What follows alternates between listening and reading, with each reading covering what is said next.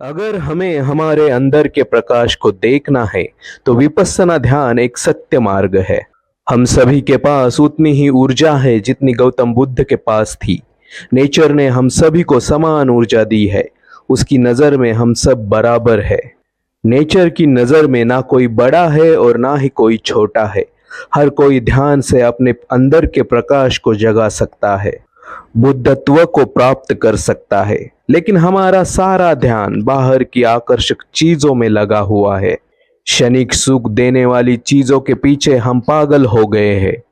इसीलिए गौतम बुद्ध ने कहा है, दुखों से मुक्ति के लिए, सुख प्राप्ति के लिए बाहर मत भटको, अपने अंदर देखो।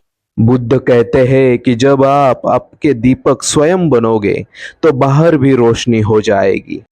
जब बुद्ध की शिक्षा और संस्कृति को भारत में नष्ट किया गया तो विपश्यना साधना भी यहाँ से लुप्त हो गई थी। लेकिन लुप्त होने से पहले इसका फैलाव तिब्बत, चीन, श्रीलंका आदि देशों में हो चुका था। इसलिए इन देशों में यह साधना शुद्ध रूप में जीवित रह सकी।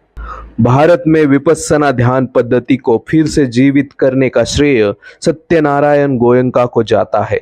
दरअसल सत्यनारायण गोयंका जी को माइग्रेन की बीमारी थी। उन्होंने बर्मा के कई डॉक्टर्स को दिखाया, लेकिन डॉक्टर्स उनकी बीमारी दूर नहीं कर सके। सब प्रयास करने के बाद भी उन्हें दर्द से मुक्ति नहीं मिल सकी। फिर एक बार उनके एक मित्र ने उन्हें विपश्यना साधना के 10 दिन के कोर्स के बारे में बताया। लेकिन जब वो उस विपश्यना केंद्र के प्रमुख के पास गए तो उन्होंने सत्यनारायण गोयंका से कहा कि धम्म का उद्देश्य शरीर की बीमारियों को दूर करना नहीं है, और आपकी अपनी बीमारी का इलाज चाहते हैं तो किसी हॉस्पिटल में जाए। दरअसल धम्म का उद्देश्य जीवन के सभी दुखों को दूर करना है। आपकी बीमारी तो आपके सारे दुखों का एक छोटा सा हिस्सा है। अपने मन को निर्मल करने की प्रक्रिया के दौरान यह बीमारी बाय प्रोडक्ट के तौर पर निकल जाएगी। इसलिए उन्होंने कहा, शरीर के रोगों की बजाय मन के रोगों को दूर करने के लिए आओ।